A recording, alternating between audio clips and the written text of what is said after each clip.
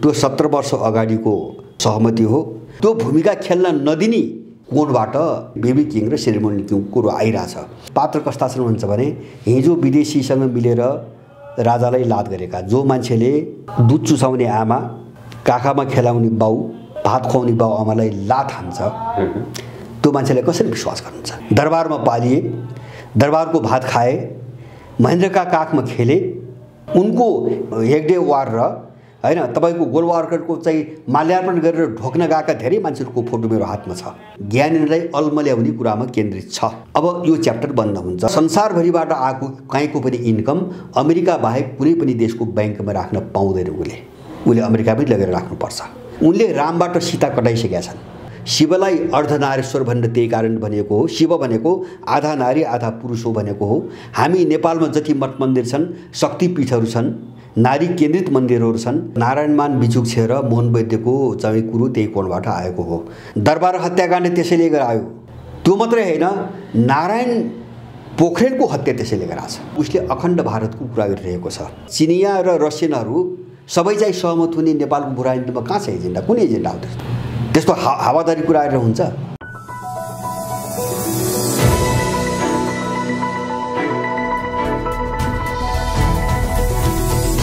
हिमाल online TV पछिल्लो राष्ट्रिय अन्तर्राष्ट्रिय राजनीतिको विषयमा कुराकानी गर्नका लागि त्रिमूल नेपालका अध्यक्ष राजनीतिक विश्लेषक भरत दाहाल हुनुहुन्छ। दाइ स्वागत छ यहाँलाई।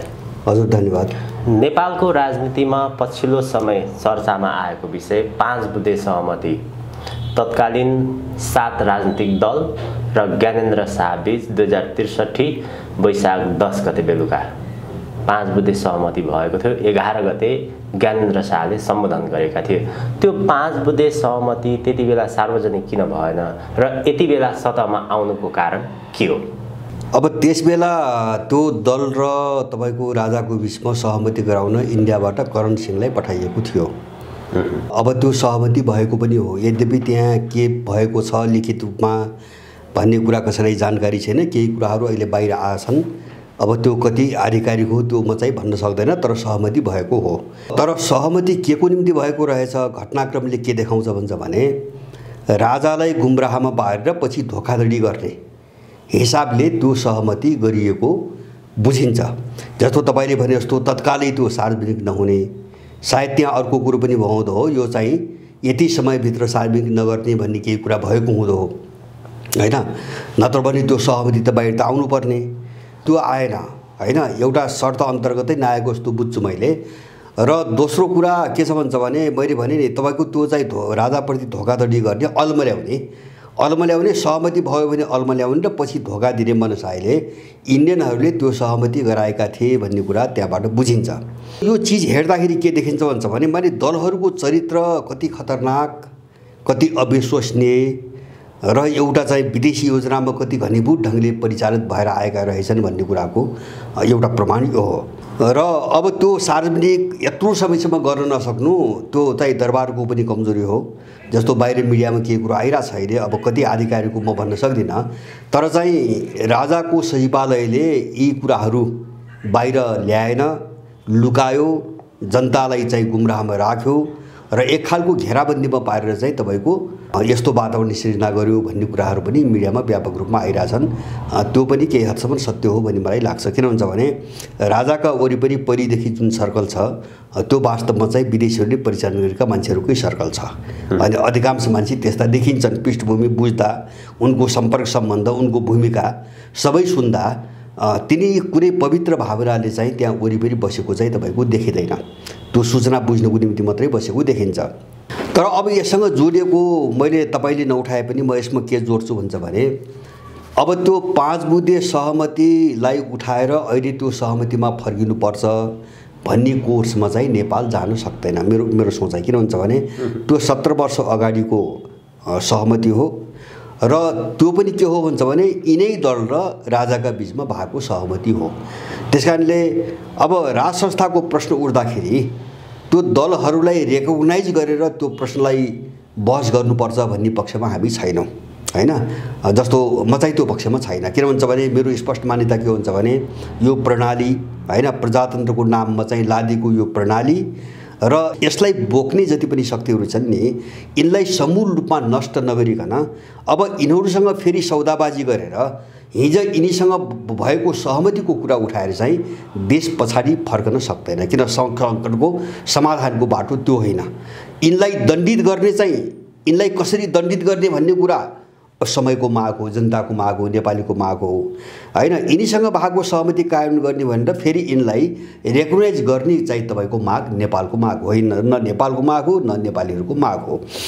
तर अब जुन ढङ्गले यो बहस बाहिर आइरहेछ, यो बहसले के देखाउँछ भन्छ भने सायद त्यो कुरो बाहिर निस्कन्छ बिस्तारै हैन। किन त्यो आवश्यकता पनि भयो, त्यसले धेरै बाटाहरू खोल्छ भन्ने लाग्छ मलाई।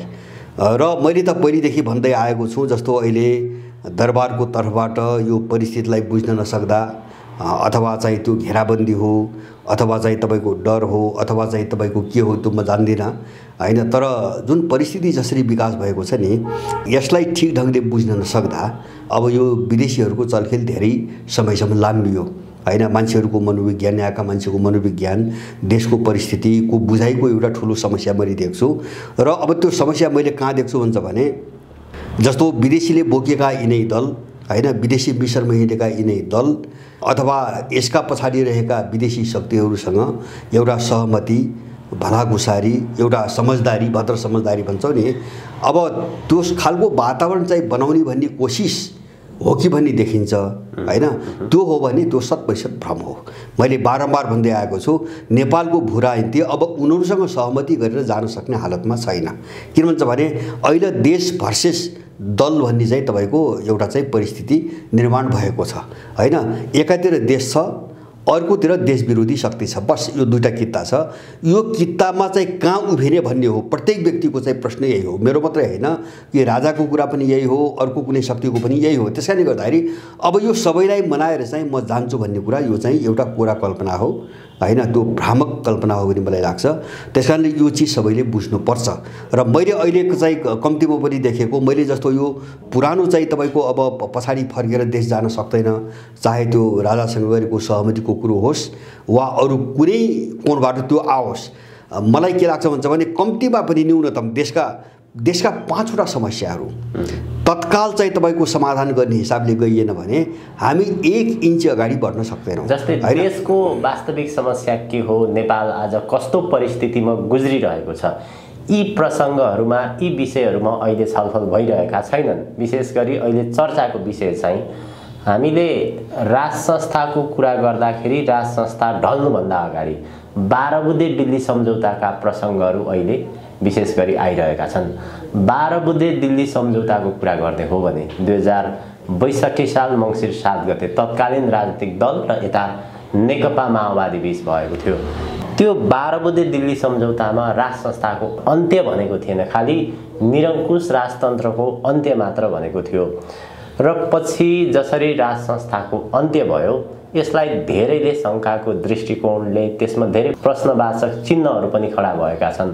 कतिपयले पूर्व राजा ज्ञानेन्द्र शाह र प्रचण्ड बीच कुनै एक प्रकारको सहमति भएको छ, केही समयको लागि प्रचण्डहरूले अथवा राजनीतिक दलहरूले देश चलाउने, त्यसपछि फेरि पुनः त्यो सत्ताको बागडोर ज्ञानेन्द्र शाहमै जाने, यस्ता खालका प्रश्नहरू पनि उठिरहेका छन्। यसको वास्तविकता चाहिँ के हो? खास गरी पूर्व राजा ज्ञानेन्द्र शाहले किन सजिलो ढङ्गले त्यति बेला सत्ता छोडे?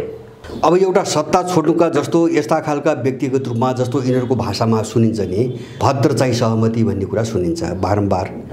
अब त्यस्तै कुनै अनौपचारिक रूपले कसैका बिचमा कुराकानी भएका हुन सक्छन्। अब तिनी प्रामाणिक र तपाईँको एउटा भरपर्दो मान्नु पर्ने चाहिँ कुराहरू रहेनन्।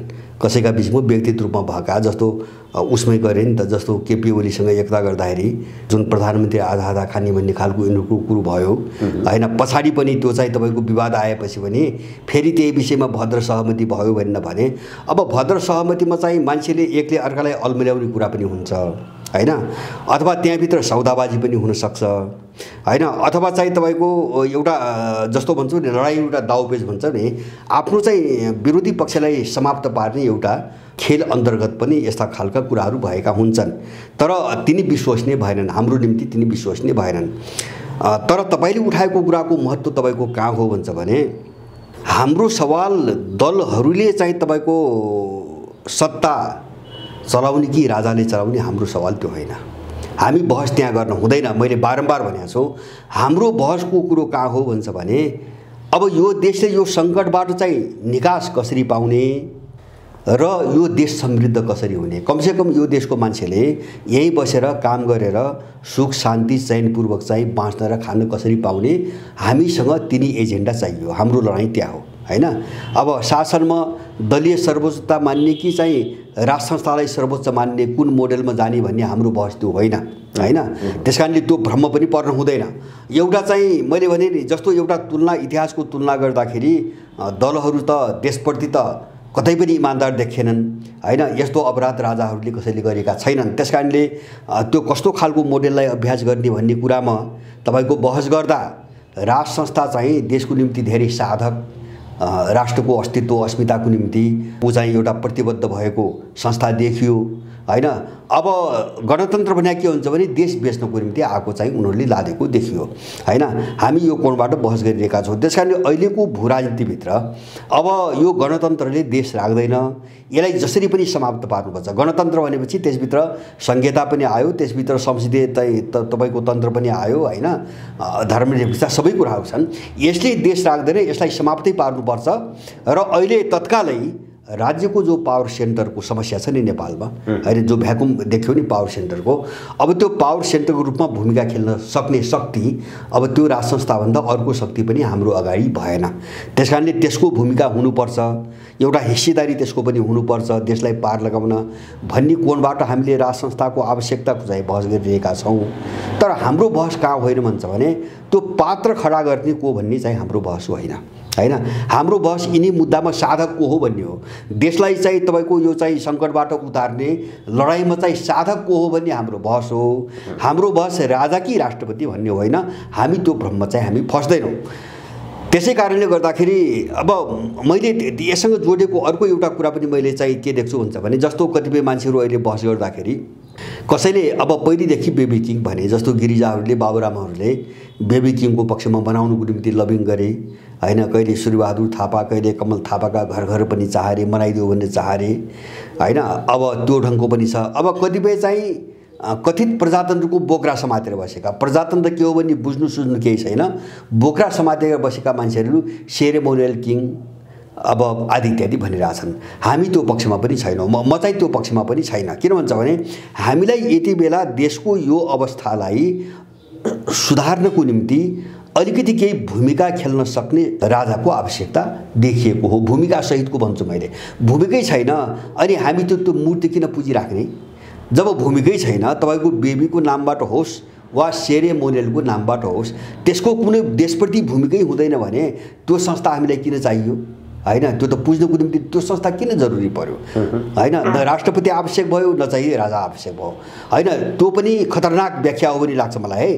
त्यो के व्याख्या हो भन्छ भने, अब इतिहासमा देशप्रति राजाहरूले जे काम गरे त्यो भूमिका खेल्न नदिने कोणबाट अब त्यो चाहिँ बेबी किङ र सेरेमोनियल किङ कुरो आइरहेछ।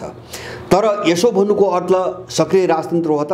मेरो भनाइ त्यो पनि होइन हैन। जस्तो हिजो चलाए नि त, पञ्चायत कालमा चल्यो अथवा चाहिँ यही 58-59 सालपछि हैन केही समयमा चल्यो।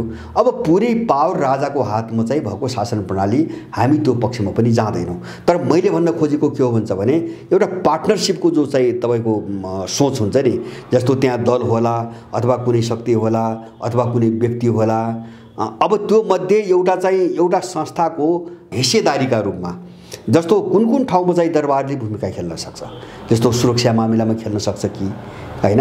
जस्तो मलाई खड्केको कुरा मैले के देखेँ भन्छ भने, सेनै विदेशीले किन्दियो भने त देश त जाँदो रहेछ, सेना विदेशीले किन्दियो भने राजा पनि मारिदो रहेछ हैन। यस्तो देशको हालत छ। यो सेना त यहाँको सेना विदेशीको निम्ति लड्छ, शान्ति सेना भनेर, देशको निम्ति त यो त चाहिँ माखु पनि नमार्ने भयो हैन।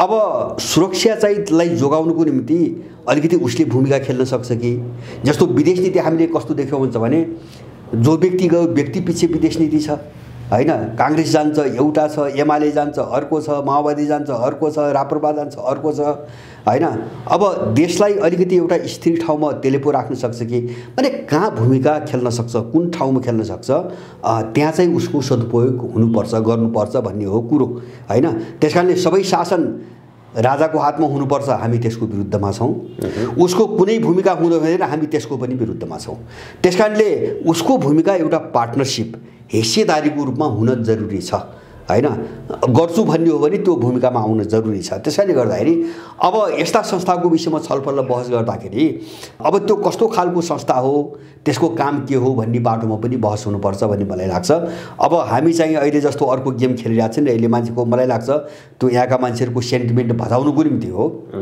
हैन जस्तो राजा अथवा चाहिँ हिन्दू धर्म मान्छेको चाहिँ तपाईको मनोविज्ञान उत्तेजना भावनालाई भजाउनुको निम्ति जो चाहिँ कुरा गरिरहेछन् नि यो चीजबाट अलिकति जोगेर अलि गम्भीर रूपले बहस हुन आवश्यक देखिन्छ जस्तै यो राजाको प्रसंग अलिकति नेपाली जनताको भावनालाई क्याच गर्नको निमित्त जस्तो प्रकारको यहाँ प्रसंगहरू उठिरहेका छन् भनेर यहाँले भन्नुभयो राज संस्थाको सन्दर्भमा हिजो त्यो संस्था हटाउनको निमित्त प्रमुख भूमिका खेल्नेहरू नै जस्तै नारायणमान बिजुक्से भयो मोहन वैद्य भयो उहाँहरूले अहिले नेपालमा राज संस्थाको महसुस खास गरी राष्ट्रिय एकताको लागि राष्ट्रिय स्वार्थको लागि भन्ने कोणबाट राज संस्थाको कुरो उठाइरहनु भएको छ त्यो उहाँहरूले उठाउनु भएको विषय वास्तवमा राष्ट्रप्रतिको चिन्तन हो राष्ट्रको आवश्यकतालाई महसुस गरेर राज संस्थाको उठान गरिरहनु भएको कि त्यसमा अरु केही अन्तर्राष्ट्रिय स्वार्थहरू पनि जोडिएका छन् त्यसमा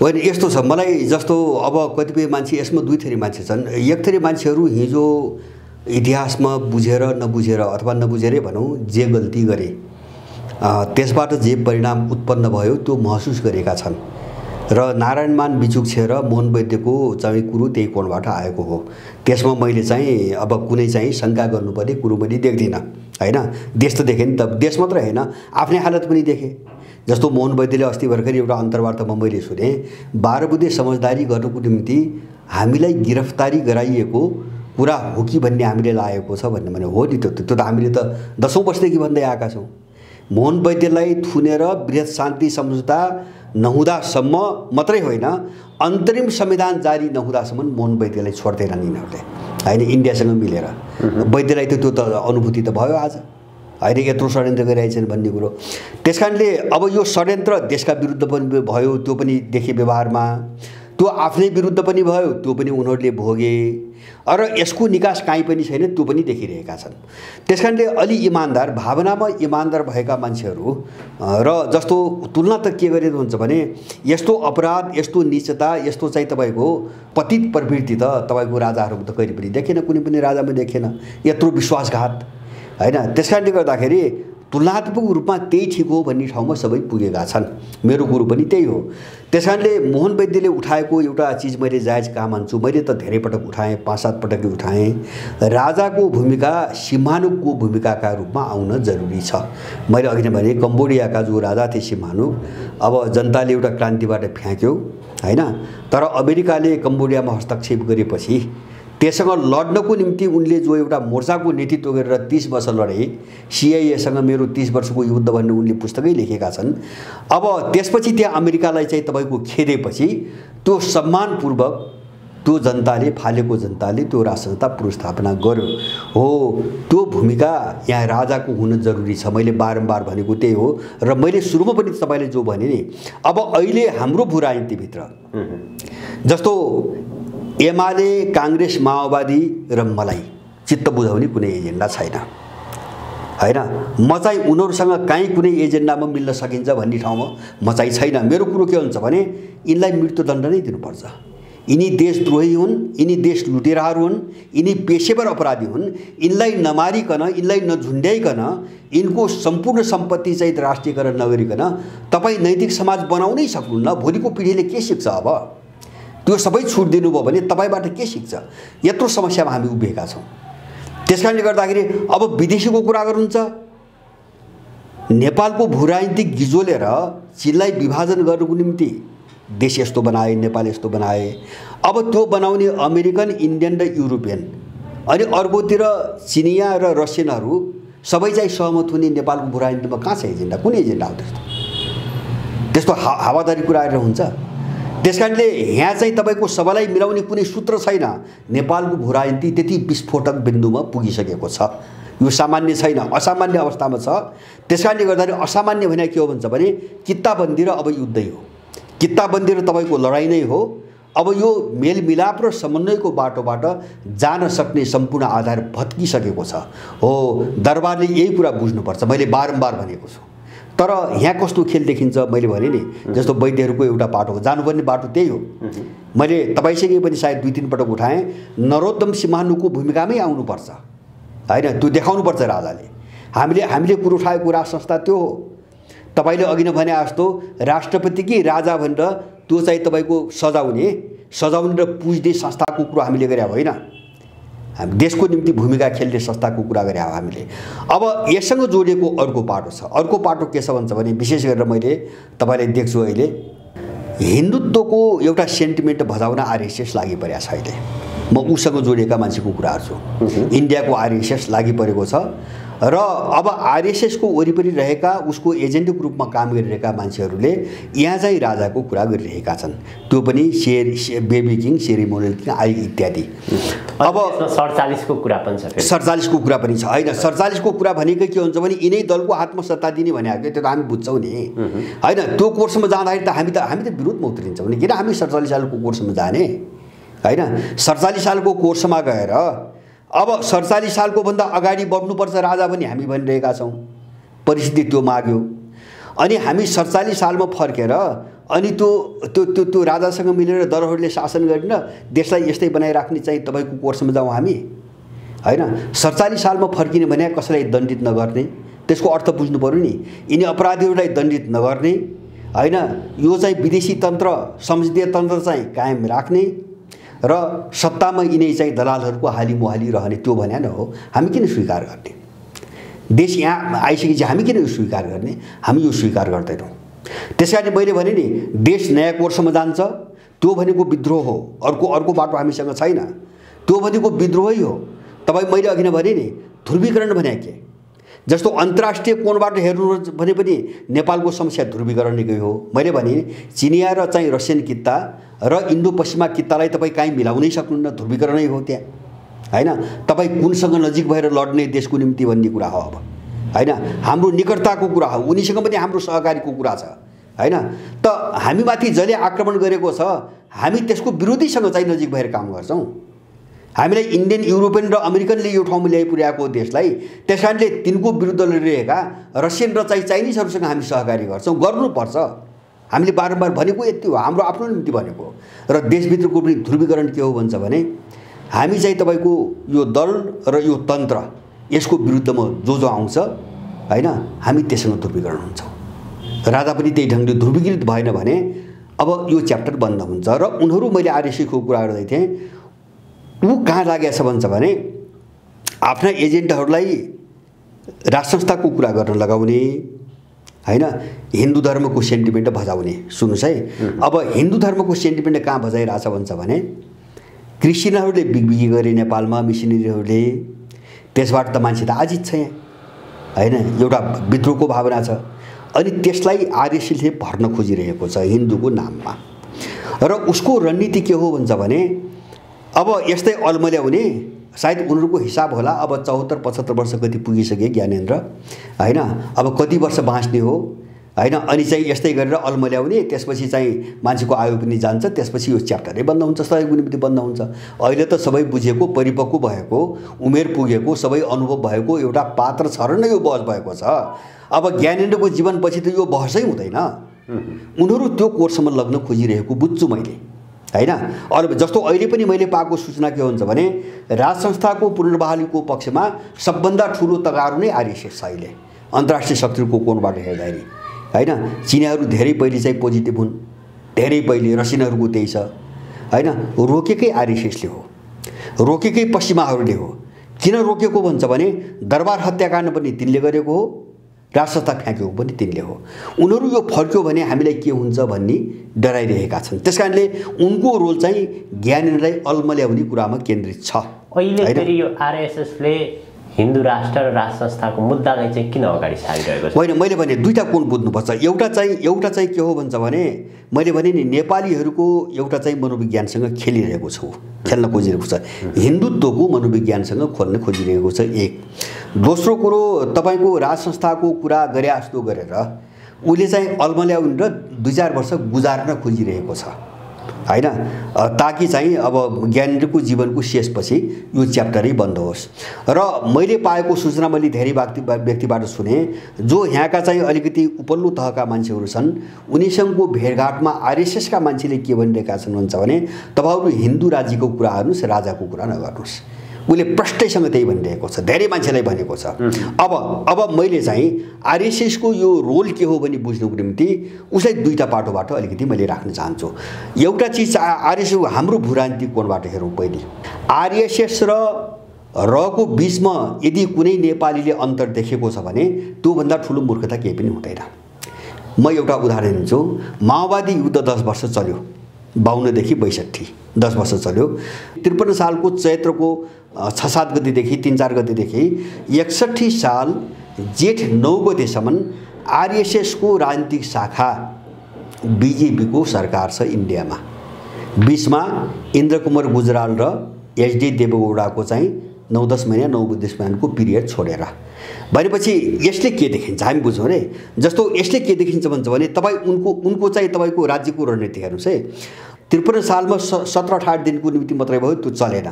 माओवादी सुरु भएको लगत्तै चाहिँ बीजेपी को सरकार बनेको छ। अनि त्यसपछि बीचमा थोरै चाहिँ ग्याप भएको छ। ग्याप भइसकेपछि अनि तुरुन्तै फेरि चाहिँ तपाईको उसको सरकार आएको छ। लगभग पौने 2 वर्षपछि फेरि बीजेपी को सरकार आएको छ। 54 सालदेखि 61 साल मैले भने। अब यो बीचमा सुन्नुस्, दरबार हत्याकाण्ड त्यही बेला भयो, 57 सालमा भयो। अटल बिहारी वाजपेयीको सरकार छ, ऊ चाहिँ आरएसएसले प्रधानमन्त्री बनाएको, उसको पोलिटिकल शाखा आरएसएसको। अब माओवादीको जो विकृति पैदा भयो नि यही काल हो। जस्तो माओवादीको उत्कर्षकाल पनि यही बीजेपीको शासनकाल हो। माओवादीले संघीयता, धर्मनिरपेक्षता र वर्गको राजनीतिलाई जातिमा चाहिँ रूपान्तरण गरेको पनि यही काल हो। पहिले थिएन। जस्तो जातीय कुरा जो पछि ल्याए नि, पहिले छैन। तपाई के कुरा बुझ्नु भने 57 सालमा उनको दोस्रो राष्ट्रिय सम्मेलन भयो नि। 57 साल चैत्रमा जुन राष्ट्रिय सम्मेलन भयो, त्यो राष्ट्रिय सम्मेलनको लगत्तै पछि परिवर्तन भएका मुद्दाहरू हुन् यिनी हैन। जस्तो चाहिँ तपाईको संघीयताका कुराहरू संविधान सभाको मुद्दा त्यही राष्ट्रिय सम्मेलनले पारित गरे हो, अगाडि छैन, माओवादीको दस्तावेजमा छैन हैन। त्यसैले गर्यो भनेपछि यो सबै आरएसएसले गरायो, हामी यो बुझ्नु पर्यो। दरबार हत्याकाण्ड त्यसैले गरायो र त्यो मात्रै हैन, नारायण पोखरेलको हत्या त्यसैले गराछ। पण्डित नारायण पोखरेलको हत्या आरएसएसले गराएको छ भन्ने कुरा बुझ्न तपाई अहिले पनि गुगल सर्च गर्नुहुन्छ कि नारायण पोखरेलको हत्यामा आरएसएस संलग्न छ भनेर इन्डियन म्यागजिनहरूले त्यो बेला थुप्रै लेखे। मैले गएको साल 1-1.5 वर्ष अगाडि मैले तिनी लेखहरू मैले फेसबुक पनि शेयर गरेको हैन। उसले त्यो गर्यो र माओवादी चाहिँ बारबुदीमा आउने जति पनि पूर्व तयारी हो नि सबै आरएसएस को समयमा भएको छ। माओवादीको सबै टुङ्गिसकेपछि माओवादीले चाहिँ तपाईको बारबुदीमा आउने बेला मात्रै मनमोहन सिंह 2004 मा सत्तामा आएको छ। 5 मा चाहिँ सबै कुरो टुङ्गियो हैन। 2004 मा आएको कांग्रेस आएको सरकार, त्यो भन्दा अगाडि त माओवादी पाल्ने, हुर्काउने, संरक्षण दिने, हतियार दिने, लडाउने त्यो मात्र हैन। मैले पहिले पनि भनेको छु, त्यो उनकै चाहिँ भनाइको आधारमा मैले भनेको छु, माओवादीलाई लजिस्टिक सपोर्ट अथवा युद्धसँग सम्बन्धित सम्पूर्ण चाहिँ सहायता गर्ने जो टिम थियो त्यसको नेतृत्व नै अटल बिहारी वाजपेयीको रक्षा मन्त्री जर्ज फर्नान्डिसले गरेको छ। हात हतियार दिने, गोलीगट्ठा दिने, तालिम दिने हैन, खर्च दिने सबै काम जर्ज फर्नान्डिसको नेतृत्वमा भएको छ भन्ने कुरो यो त सबै बाहिर आइसकेको छ। अब एउटा भूराजनीतिक कोण सुन्नुस् है। राजा मार्यो, माओवादी उठायो र माओवादीको अवतरणको सम्पूर्ण गृहकारी गरायो। यो आरएसएस कालमा भएको छ, हामीले यो बुझ्नुपर्छ हैन, हामीले यो बुझ्नुपर्छ। अब यसको अर्को पाटो हामी हेरौँ हैन। अर्को पाटोबाट हेर्दाखेरि के हुन्छ भने जस्तो आरएसएस र कांग्रेस आइमा अन्तर किन होइन मैले देख्छु भने काङ्ग्रेस आएको नेतृत्वको बेला मदन भण्डारी मारे दासढुङ्गा भयो, विपिन्दर राव प्रधानमन्त्री थियो हैन। अब आरएसएसले चाहिँ दरबार हत्याकाण्ड गरायो हैन, माओवादी उठायो, माओवादीलाई ल्यान्डिङ गरायो, सबै चाहिँ होमवर्क उसले गर्यो। विधानसभाको चुनाव, जातीय मुद्दा सबै चाहिँ तपाईँको उसै कालमा गराइएका कुराहरू हुन्। अब जुन बेला माओवादीहरू दिल्लीमा चाहिँ मजासँग आरामसँग चाहिँ होटलमा, ठुल्ठुला होटलमा बस्थे, सेल्टर लिएर बसेका थिए। अब एउटा पाटो यो आरएसएसलाई हामीले बुझ्ने नेपालको निम्ति। दोस्रो पाटो के हो भन्छ भने हामीले हेर्ने कुरा उसले अखण्ड भारतको कुरा गरिरहेको छ। उसको दस्तावेजमा उसका प्रशिक्षण इन्डियाभरि र नेपालमा पनि दिएको प्रशिक्षणमा तपाईँ सुन्नुहोस्, सुन्ने मान्छेले चाहिँ सुनेका छन्, उसले अखण्ड भारतको कुरा गर्छ, नेपालको अस्तित्व पनि मान्दैन। उसले अफगानिस्तानदेखि बर्मासम्म र उत्तरी हिमालयसम्म इन्डिया हो, भारत हो, अखण्ड भारत हो, यो चाहिँ अखण्ड भारत बनाउनु पर्छ भन्ने अभियानै उसको अखण्ड भारतको छ। अहिले अभियानै चलाइरहेछ। इन्डियामा दुईटा अभियान चलाएको छ, एउटा हिन्दुत्व र एउटा अखण्ड भारत। र हिन्दुत्वलाई उसले के व्याख्या गरेछ, उसको दस्तावेज पढ्नुहोस्, त्यो धर्म होइन, धर्म होइन, हिन्दुत्वलाई उसले पोलिटिकल आइडियोलोजी भनेर चाहिँ स्पष्ट रूपमा चाहिँ आफ्नो दस्तावेजमा भनेको छ। हिन्दुत्व भनेको आरएसएसको राजनीतिक विचारधारा हो। त्यही मान्यताबाट आरएसएस नेपालमा संस्थाहरू खोलिरहेको छ। यति मात्रै होइन, अब धार्मिक संस्कृतिको कोणबाट आरएसएस कति खतरनाक छ हाम्रो निम्ति, म त्यो कुरालाई छोटकरीमा राख्न चाहन्छु। तपाईँ अहिले आरएसएसको नारा हेर्नुहोस्, उसले जो वैदिक संस्कृति हो नि उसको जरोमाथि हानिरहेछ। वैदिक संस्कृतिको जरोमाथि आक्रमण गर्ने दुईटा संस्था छन्। एउटा इस्कोन जो अमेरिकाको आइएनजिओ हो, अमेरिकामा दर्ता छ, अमेरिकनहरूले बनाएको, उनीहरूले चलाएको हो हैन। र त्यसको अब 100 भन्दा बढी देशमा चाहिँ मन्दिर छन्डे हरे कृष्ण भन्दै हिँड्छ र संसारभरिबाट आएको कहीँको पनि इन्कम अमेरिका बाहेक कुनै पनि देशको ब्याङ्कमा राख्न पाउँदैन। उसले अमेरिकामै लगेर राख्नुपर्छ। त्यो अमेरिकाको एउटा इन्कम हो, आम्दानीको निम्ति इस्कोन बनाएको छ उसले। अब यो आरएसएस र म उसको तुलना गरेँ, यिनी दुईटा भगिनी सङ्गठन हुन्। यिनको चाहिँ भातृ सम्बन्ध भन्छ नि, भाइचारा सम्बन्ध छ हैन। अब तपाईँ अहिले इन्डियामा नारा हेर्नुहोस्, इन्डियामा जय श्रीराम भने तपाईँले सुनिराख्नु भएको छ। उनले रामबाट सीता कटाइसकेका छन्। हाम्रो संस्कृति के हो भन्छ भने, तपाईँ वैदिक भन्नु, वैदिक संस्कृतिले नारी र पुरुषको बिचमा भेद मान्दैन। वैदिक संस्कृतिले नारी र पुरुषको बिचमा भेद मान्दैन। शिवलाई अर्धनारेश्वर भनेर त्यही कारण भनेको हो। शिव भनेको आधा नारी आधा पुरुष हो भनेको हो। हामी नेपालमा जति मठ मन्दिर छन्, शक्तिपीठहरू छन्, नारी केन्द्रित मन्दिरहरू छन्, हामी नारी पुज्छौँ। उनीहरू चाहिँ पितृसत्तात्मक संस्कृति हो, उनीहरू पुरुष पुज्छन् हैन। उनी नारीलाई दासी भन्छन्। जति पनि नेपालमा भेदभाव आउँछ नि सबै उनको चाहिँ तपाईँको दुष्प्रभाव हो। त्यो जस्तो चाहिँ जातिमा भेदभाव हैन, पूजामा भेदभाव, मन्दिर पस्न दिने कसैलाई नदिने, प्रसादमा भेदभाव र लिङ्गमा भेदभाव हो, त्यो उनीहरूको कल्चर हो। अब त्यो कल्चरलाई अगाडि बढाउनुको निम्ति उनले रामबाट सीता कटाए। जस्तो सियाराम भन्ने चलन हो इन्डियामा, अहिले जय श्रीराम भन्छन्। इस्कोनले तपाईँको कृष्णबाट राधा कटाइदिएको छ, राधे श्याम हैन। त्यो कृष्णको एक्लै नाम लिँदैन, तर उसले हरे कृष्ण मात्रै भन्छ। कल्चरली उनीहरूले चाहिँ कसरी ड्यामेज गर्ने भनेर, त्यो वैदिक संस्कृति हो नि, यसलाई कसरी चाहिँ समाप्त पार्ने भनेर मिसनमा उनीहरू लागिरहेका छन् र त्यो चाहिँ स्थापित गर्न खोजिरहेका छन्। त्यसकारणले अब कल्चरको कोणबाट हेर्नुहोस्, आरएसएस हाम्रो निम्ति त्यतिकै खतरनाक छ हैन। त्यो हिन्दूको बोक्रा पकडी के गर्नुहुन्छ। अब भूराजनीतिक कोणबाट हेर्नुहोस्, काङ्ग्रेस आई र आरएसएसको सत्ता अन्तर्गत नेपाल विरोधी मिसनमा कहीँ अन्तर देख्नुहुन्न। बरु चाहिँ काङ्ग्रेस आईको पालामा भन्दा जघन्य अपराधहरू चाहिँ आरएसएसको पालामा भएको छ। मैले भने दरबार हत्याकाण्डदेखि माओवादीलाई पाल्ने सम्बन्धका सबै कामहरू उसैले गरेको हो, यसमा कुनै दुविधा हुनुहुन्न हो। उनीहरूले अब राज संस्था फाल्ने पनि त्यही हो। राजसंस्था किन, यो होमवर्क त पहिले भयो नि त। यो त मैले भने नि, काङ्ग्रेस आईको सरकार त माओवादी ल्यान्डिङ हुने बेला हैन, हुने बेला पूर्व सन्ध्यामा आएको हो। अब त्यति समयले त यत्रो गृहकारी त हुँदैन हैन, त्यति समयले यत्रो गृहकारी त हुँदैन। गृहकारी सबै आरएसएसकै पालामा भएको छ। त्यसलाई चाहिँ काङ्ग्रेस आईले कन्टिन्यू गरेको मात्रै हो, अगाडि बढाएको मात्रै हो। माने सार्वभौम सत्ताको कोणबाट पनि त्यो हामी रभन्दा खतरनाक छ आरएसएस हैन, जसले घोषित रूपमै हिमालय हाम्रो सिमाना हो भनिरहेछ, अहिले पनि भनिरहेछ। अब सांस्कृतिक कोणबाट त्यो हाम्रो निम्ति कति घातक छ मैले भने नि। उसले चाहिँ तपाईँको महिलाहरू भने पुरुषको दास भनेर हैन, अनि चाहिँ तिनी हिजोका पात्रहरूसँग जोडेका महिलाका सबै क्यारेक्टर चाहिँ अलग गरिरहेछ र अर्को कल्चर विकास गर्न खोजिरहेछ।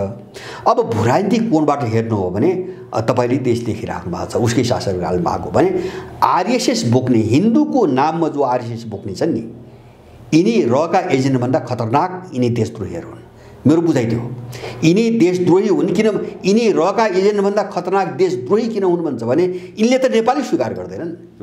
उसको अखण्ड भारतको नारा मान्नेहरूले त नेपालको अस्तित्वै स्वीकार गर्दैनन् भने त यिनी त इन्डियन हुन्। त्यस कारणले हामीले यो चिजलाई आम जनताको बिचमा स्थापित गर्न जरुरी छ र उनले त्यो राजालाई पनि अल्मल्याउने र हिन्दूको नाममा आफ्नो चाहिँ तपाईँको आधिपत्य, राजनीतिक आधिपत्य कायम गर्ने। मैले अघि नै भने नि, तपाईँ उनका दस्तावेज हेर्नुहोस्, मेरो तर्क होइन। हिन्दू, हिन्दुइजम र हिन्दुत्व यिनी तीनटा चिजको परिभाषा उनले अलग अलग गरेका छन् उनको डकुमेन्ट्समा। र हिन्दुत्व भनेको धर्म होइन, यो पोलिटिकल आइडियोलोजी हो भनेर उनले स्पष्ट रूपमा लेखेका छन्। र यहाँ हिन्दुत्व भन्नेहरू आरएसएसका कार्यकर्ता हुन्, उसको संस्थाका कार्यकर्ता हुन् हैन, जो इन्डियामा सङ्घीय भन्छन् नि हैन, उसका कार्यकर्ता हुन्। यिनी नेपाली नै होइनन्। हामी यिनीहरूसँग एकदम सजग हुनुपर्छ। र मलाई लाग्छ, मैले भने राजाको सन्दर्भमा कुरा आयो, यदि अब यो एउटा घेराबन्दी हो भन्ने लाग्छ मलाई। जस्तो अब आरएसएसकी केही मान्छेहरूले राजाको कुरा गरिरहेछन्, हिन्दुत्वको त कुरा गरि नै भए, उसको आइडियोलोजी भएपछि अब राजाको कुरा दुईटा कोणबाट भएको हुनसक्छ। एउटा चाहिँ राजा भन्ने अल्मल्याउने किनारा लगाउने, हामी पनि छौँ भन्ने एउटा आश देखाउने हुन्छ नि, र समय गुजार्दै जाने एउटा खेल। दोस्रो खेल के देख्छौँ भने कथमको जातित्व फर्कियो भने अब घेराबन्दी गर्नु पर्यो हैन, उसको वरिपरि त आफ्नै मान्छे हुनु पर्यो हैन, न त अर्को समस्या आउँछ। एउटा घेराबन्दी गर्नको निम्ति पनि यिनी एउटा दलालको रूपमा चाहिँ तपाईँको राजावादी बनाएको बुझ्छु मैले हैन। र तेस्रो मैले के बुझ्छु भन्छ भने त्यो संस्थालाई बदनाम गरेर एउटा वितृष्णा फैलाइदिने कोणबाट पनि आएको मैले देख्छु हैन। जस्ता पात्र छन् नि, मैले यो वितृष्णा मैले किन भन्छ भने पात्र कस्ता छन् भन्छ भने हिजो विदेशीसँग मिलेर राजालाई लात गरेका, जो मान्छेले दुध चुसाउने आमा, काखामा खेलाउने बाउ, भात खुवाउने बाउ आमालाई लात हान्छ, त्यो मान्छेलाई कसरी विश्वास गर्नुहुन्छ? तिनी आरएसएसका भाषण आज दरबारमा पालिए, दरबारको भात खाए, महेन्द्रका काखमा खेले हैन, तिनी आरएसएसका सदस्य भाषण आज हैन। उनको हेगडे वार र हैन तपाईँको गोलवारको चाहिँ माल्यार्पण गरेर ढोक्न गएका धेरै मान्छेहरूको फोटो मेरो हातमा छ हैन। हाम्रो देशमा मैले भने ती निज भन्छु मैले, आमाको दुध चुसेर आमालाई लात हान्ने निज, हिजो त्यही विदेशीसँग चाहिँ मिलेर गणतन्त्रमा हात उठाउने निज, राजालाई दरबारबाट निकाल्ने निज।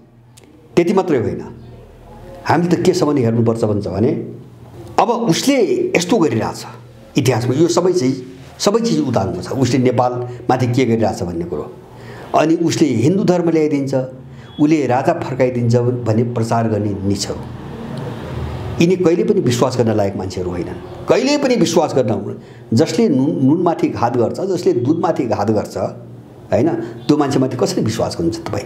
हो, यस्तै मान्छे आरएसएस सबै बटुलेर आज बटुलेर अनि चाहिँ हिन्दुत्व र राजाको कुरा गरिरहेछ, जुन तत्त्वहरू हिजो यसकै विरुद्धमा निर्णायक रूपमा भूमिका खेलेका थिए, तिनै मान्छेहरू आज हिन्दुत्व र चाहिँ तपाईँको राजाको कुरा गरिरहेका छन्। यो एउटा घेराबन्दीको एउटा चाहिँ तरिका हो हैन, त्यही राजालाई घेर्ने घेराबन्दीको एउटा रूप हो।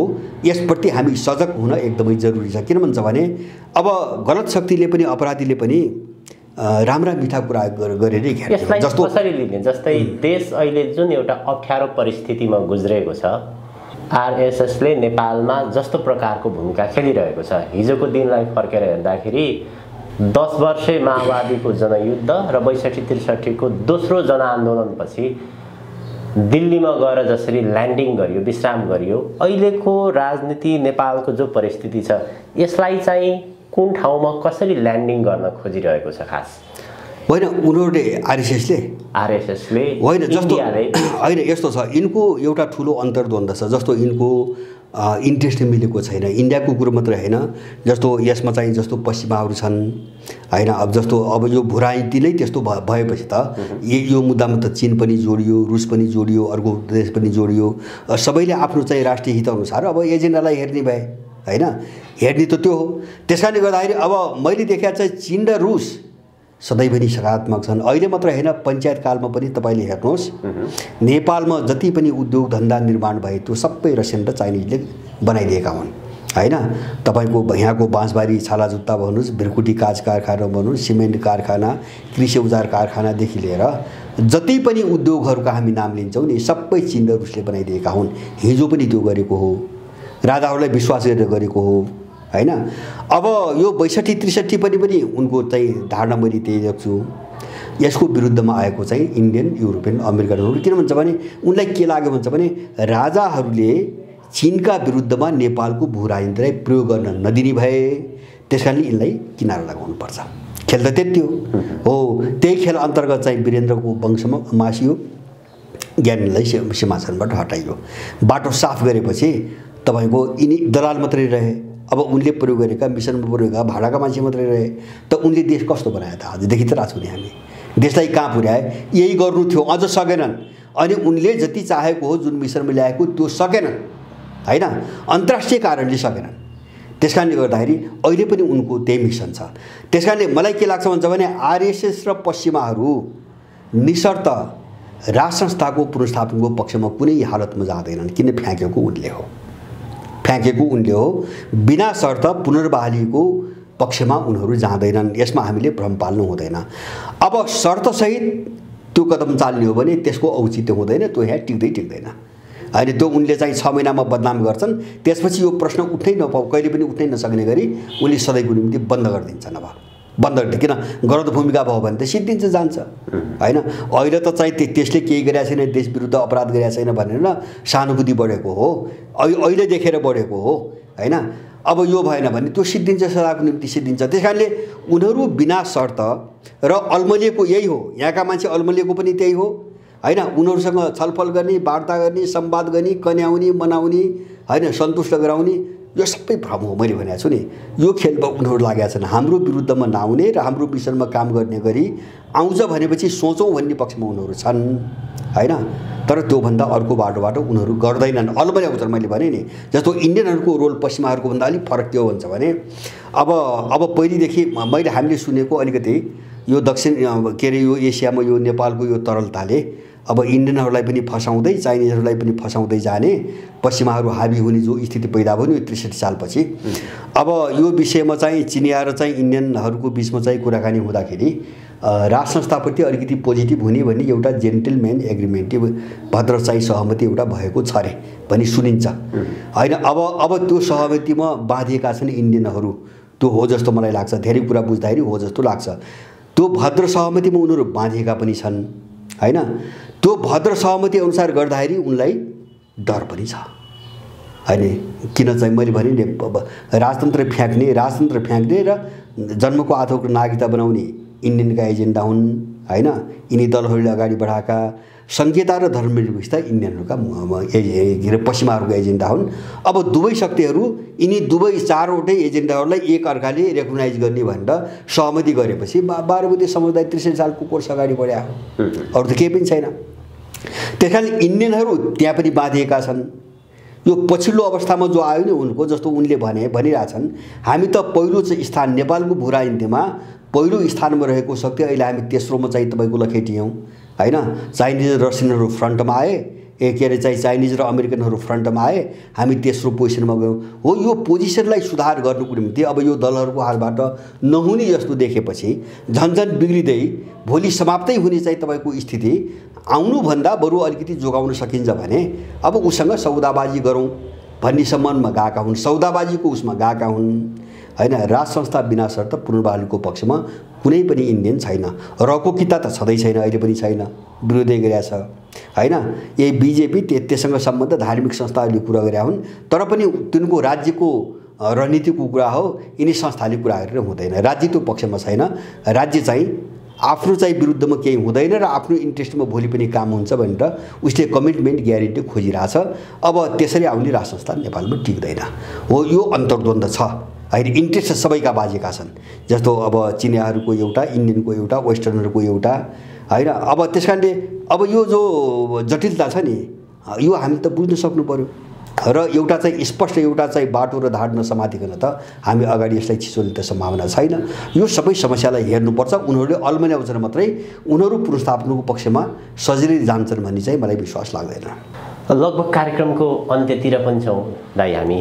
यो एमसिसी अमेरिकन परियोजना अहिले पनि सडकमा विरोध भइरहेको छ र वास्तवमा यो एमसिसी परियोजना के हो भन्ने सन्दर्भमा धेरै पटक यहाँसँग नै मैले छलफल गरिसकेको छु। एमसिसीसँग जोडिएको सम्झौताको दस्तावेज नै केलाएर अहिले उद्योग वाणिज्य महासङ्घ, चेम्बर्स अफ कमर्स, नेपाल उद्योग परिसङ्घ, यो तीनवटा सङ्घले एमसिसी तत्कालै अनुमोदन गराउनु पर्यो, पास गराउनु पर्यो भन्ने त्यस्तो प्रकारको भाषा बोलेको छ। यो एमसिसीसँग जोडिएको यो सङ्घहरूको इन्ट्रेस्ट चाहिँ के हो? यो होइन, त्यसमा स्पष्ट छ। जस्तो एमसिसी के हो यसमा नजाउँ, हामीले धेरै भनिसकेका छौँ। अब यिनीहरूको कुरो के हुन्छ भने एउटा यिनको चाहिँ वर्ग सम्बन्ध अथवा नेक्सस कनेक्सन हुन्छ नि। एउटै वर्ग हो, लुटेरा वर्ग हो होइन, यो अपराधी वर्ग हो, माफिया वर्ग हो। एउटा त वर्ग चरित्र, वर्ग क्यारेक्टर र त्यसको मेलमिलाप कुकुर हुन्छ होइन। अब नेपालभन्दा निकटता त उनको विदेशीसँगै हुने भयो होइन, किन नेपालको निम्ति यहाँ चाहिँ यिनी बसेकै होइनन्, यिनले लगानी गरेकै होइनन् देशको निम्ति। अब दोस्रो यसमा रहस्यमय कुरा के हो मान्छेले बुझ्न नसकेका भन्छ भने एमसिसीको नामबाट अथवा चाहिँ उसलाई बुई हालेर बोकेर नेपालका सबै स्रोत साधन कब्जा गर्ने यिनको चाहिँ सपना हो होइन। त्यो किन हो त भन्छ भने जस्तो एमसिसीको सम्झौताको प्रावधानमा के छ भन्छ भने एमसिसीले जति पनि जल जमिन जङ्गल खनिज खानी पानी होइन, अब जति पनि अधिग्रहण गर्छ नि उसको जो सम्झौतामा छ नि होइन, सिङ्गो भूगोल नेपालभरिको जतिको बजार छ, अब त्यो एउटा स्वायत्त संस्थाका रूपमा नेपालको कानुन नलाग्ने एउटा स्वायत्त संस्थाको रूपमा कुनै पनि विदेशी वा यहाँभित्रका कुनै पनि कम्पनी व्यक्तिलाई एमसिसीले बेच्न सक्छ। अफ्रिकाको समस्या यही हो। अफ्रिकामा विद्रोह भएकै कारण त्यही हो। जस्तो मालीमा विद्रोह भएको कारण त्यही हो। किन भन्छ भने सस्तो मूल्यमा चाहिँ गुमराहमा पारेर यस्तै वाहियात कुरा गरेर चाहिँ तपाईँको नबुझ्ने मान्छेलाई सबै कब्जा गरिदिए, उनीहरूले स्रोतहरू कब्जा गरे। अनि भकाभक चाहिँ विदेशी कम्पनी ल्याउँदै तिनको हातमा बेच्दै पुरै विदेशी बस्ती नै बसालिदिन थाल्दाखेरि विद्रोह त्यहाँ भयो होइन, विद्रोह त्यहाँ भयो। खेल त्यही हो नेपालको। जस्तो अब यिनीहरू किन बोले त भन्छ भने भोलि एमसिसी अमेरिकनले यहाँ त त्यो स्रोत साधन सबै त आफूसँग त राख्दैन, त्यो त बेचेर जानुपर्छ, उसले त नाफा कमाउन आउने हो, नेपाल लुट्न आउने हो होइन। त्यस कारणले उसले बेच्ने स्रोत साधन कब्जा गर्ने छ यिनको सपना होइन। यो माफिया वर्गको एउटा सपना छ।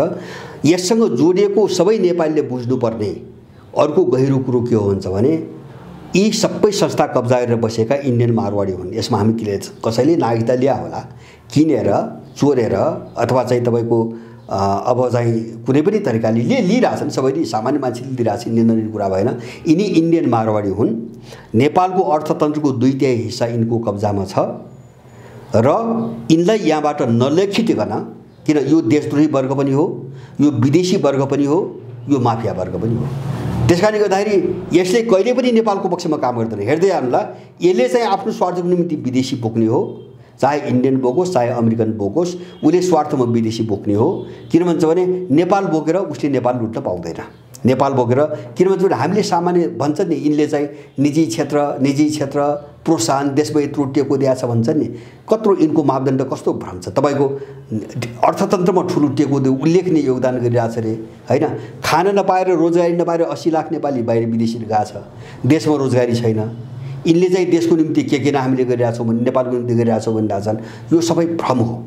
यिनी नेपाल लुटिरहेका छन् इन्डियाबाट आएर मारवाडीहरू, र अर्थतन्त्र यिनको हातबाट नखोचिकन हिजो तपाईँको केही दशक अगाडिसम्म पुरै तपाईँको औद्योगिक संरचना कमसेकम यहाँका नेवारहरूको हातमा थियो, एउटा स्वदेशीको हातमा थियो। अहिले सबै खोइसक्यो उनीहरूले, यहाँका नेवारहरूको हातमै छैन, सबै खोइसके। माने सबै अर्थतन्त्र खोसेर अब उतातिर मूल घर चाहिँ तपाईँको इन्डियामा छ, सम्पत्ति उतै छ, बसोबास उतै छ, नालनाता उतै छ, नागरिक उतैको। नेपाल नक्कली नागरिकता लिएर नेपाल लुट्न बसेका मान्छेहरू हुन् र यिनीहरू नाङ्गो रूपमा जो आयो यो राम्रो पाटो हो। यिनीहरू देखिनै पर्थ्यो, मैले पनि यो सङ्कटले सबैलाई एक्सपोज देखिनै पर्थ्यो। र यिनीहरू अमेरिकनहरू एमसिसी ल्याएर पुरै उसबाट नेपाल कब्जा गरी सुशासन कब्जा गर्ने यिनीहरू त्यो बाटोमा हिँडेको हो। यो चिज बुझ्नुपर्छ। र मलाई के लाग्छ, मैले पनि भने नि, नेपाल यदि साँच्चै अब देशको निम्ति अगाडि बढ्ने हो भने विद्रोहको विकल्प छैन। हामी सधैँभरि रुन्चे भाषामा कुरा गरेर भने विद्रोह होइन, विद्रोहको बाटो छैन। यिनको टाउकोमाथि आगै लगाउनुपर्छ, यिनलाई मृत्युदण्ड नै दिनुपर्छ र यिनको सम्पूर्ण सम्पत्ति जफत गरेर त्यो हाम्रो यहाँको उत्पादनमा लगाउनुपर्छ। अरू मैले भने नि, अहिले जतिसुकै निकास कमसेकम तत्काललाई हामी एक पाइला अगाडि बढ्ने हो भने पनि 5वटा काम नगरिकन हामी टसमस गर्न सक्दैनौँ होइन। यहाँ मैले भने नि, राजाका कुरा मात्रै, गणतन्त्रका कुरा मात्रै हामीले त्यहाँ रुमल ल्याएर यो भ्रम चाहिँ कोही पर्नु हुँदैन। एउटा इन्डियासँगको सिमाना बन्द गर्ने, दोस्रो यहाँ भएका एनजिओ आइएनजिओ पश्चिममा यिनी चाहिँ तपाईँको यहाँबाट लखेट्ने, तेस्रो यो प्रणाली संसदीय प्रणाली र अहिले भएको यो सबै खारेज गर्ने, चौथो के अरे चाहिँ जो चाहिँ देशको जो टोटल बजेट हुन्छ नि त्यसको चाहिँ तपाईँको 60% उत्पादनमा चाहिँ र पुनर्निर्माणमा लगानी गर्ने, र पाँचौँ यिनी लुटेराहरूलाई मृत्युदण्ड दिएर यिनको 3-4 पुस्तासम्मको सम्पत्ति राष्ट्रियकरण गर्ने। यो 5वटा काम तपाईँ गर्नु भएन भने यिनको घेराबन्दीबाट तपाईँ 1 इन्च अगाडि बढ्न सक्नुहुन्न। यो सब वाहियात मान्छेले भुलाउने कुरा मात्रै हुन्। त्यसैले गर्दाखेरि त्यसको निम्ति कसैसँग सुलह गरेर हुँदैन। त्यो विद्रोहकै बाटो हो, त्यो विद्रोहकै बाटो हो। राजाको बाटो पनि विद्रोहकै बाटो हो, त्यो हाम्रो बाटो पनि विद्रोहकै बाटो हो। यो कुरो बुझ्ने अगाडि जान्छ होइन, नबुझ्ने मान्छे सधैँभरि घुमिरहेको छ। यो समस्याबाट पार लागिन्न। त्यसमा सेनाको साथ चाहियो होला फेरि होइन, देओस् नदेओस्, मैले त भनेको छु म त्यति आशावादी छैन। गर्नु पर्थ्यो, मैले पहिले पनि भने नि, यो विदेशीको निम्ति लडिरहेछ होइन। देशको 65,000 हेक्टर जमिन एउटा विदेशीले चाहिँ कब्जाएर बसिरहेछ होइन। यो तमासे भएर बसिया छ होइन। सरकारको आदेश फाल्तु कुरा गर्ने, सरकारको आदेश सरकारको निम्ति बन्या कि यो देशको निम्ति बन्या, जनताको कर खाने अनि दलालको आदेश, यो सबै नौटङ्की हो। मैले भने नि, सेना पनि विद्रोहीबाट बन्छ। मैले बारम्बार भनेको छु, जब यो सेनाले त्यसपछि सुरु होला नि त, अब उथलपुथल सुरु होला, लक्षण त देखा पनि थाल्यो नि बिस्तारै बिस्तारै होइन। हो, यो सङ्गिन कङ्क्रिट हुन, यो छानिन एउटा आकार लिन समय लाग्छ, तर सुरु त भयो नि। फाटाफुट्टा सानातिना समूह व्यक्ति स्वतस्फूर्त होइन, मान्छे कमसेकम बाहिर निस्किने एउटा प्रवृत्तिको विकास भयो होइन। प्रतिरोध गर्ने भिड्ने प्रवृत्तिको विकास हुँदै गयो भने त्यसैले उठाउँदै जाने हो, उड्दै जान्छ र एउटा विशाल शक्तिको रूपमा यो थेग्रिन्छ, एक ठाउँ थेग्रिन्छ। त्यो थेग्रिना दिन त्यसको साथसाथै त्यसै गर्भबाट अर्को सेना बन्छ। यिनी सेनाका आवश्यकता हामीलाई पर्दैनन्। त्यो समयको माग हो, त्यो अपरिहार्य छ, त्यो हुन्छ। किन विद्रोह भने के हुन्छ भने त्यो कोही सडकमा ल्याएर उफ्रेर चाहिँ उ गर्ने मात्रै थियो भने त्यो राजनीतिक विद्रोह पनि हो, त्यो आर्थिक विद्रोह पनि हो। मैले माडेहरूको कुरा गरेँ, आर्थिक विद्रोह पनि हो, त्यो सैन्य विद्रोह सुरक्षा विद्रोह पनि हो, त्यो चाहिँ तपाईँको सामाजिक सांस्कृतिक क्षेत्रमा पनि विद्रोह हो। नेपालमा विद्रोहको आवश्यकता छ, बस यो सबैले बुझ्नुपर्छ। यहाँ भलाकुसारी गरेर केही पनि हुनेवाला छैन। यो सोचमा स्पष्ट भइएन भने यो लडाइँ हुँदैन। मैले बुझेको यति हो। हस्, अत्यन्त धेरै धन्यवाद दाइ यहाँको महत्त्वपूर्ण समय र विचारको लागि। हजुर, यहाँलाई पनि धन्यवाद।